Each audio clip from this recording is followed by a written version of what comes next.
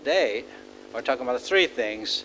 As David just mentioned, we're talking about school leadership and education governance, and also the monitoring and evaluations. If you want to have a workable education strategy and a policy, these are the three key elements we believe should be considered. Because this is just the beginning of the implementation of the next 15 years. It's a huge and ambitious task. We need everybody to work together. We have 15 years to go in order to address this very important Education 2030 agenda. Here we are talking about how to make school leadership in order to address the problem of equity, inclusiveness, quality for all, and for life. For us, school leadership is a concept that can come to empower positive improvement in schooling and in the outcomes of schooling. What is the domains of the school life that the school leaders can change? Is the climate of the school? Is the educational outcomes? Is the form of work together? Is the relationship with the community? You cannot think of governance systems in decentralized or devolution areas without thinking about the standards and responsibilities of school leaders. Les études régionales ont montré que bien que l'égalité des genres soit une question importante dans les politiques éducatives, il y a cependant plus de femmes que d'hommes dans la profession enseignante.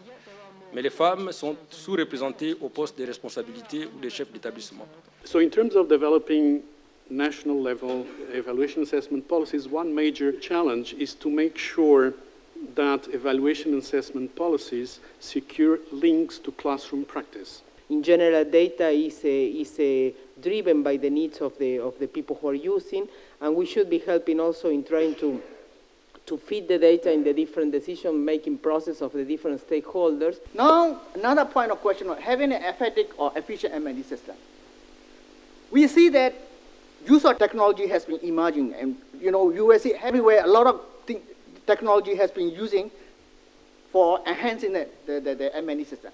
But we need to have a properly harness the technology. How do we monitor our progression towards that vision from now up until 2030 at the global level, and how do we do it at national level? Le problème de la gouvernance, c'est de passer d'une gestion administrative centrée sur les ressources à une gestion plus participative, plus négociée, centrée sur les résultats.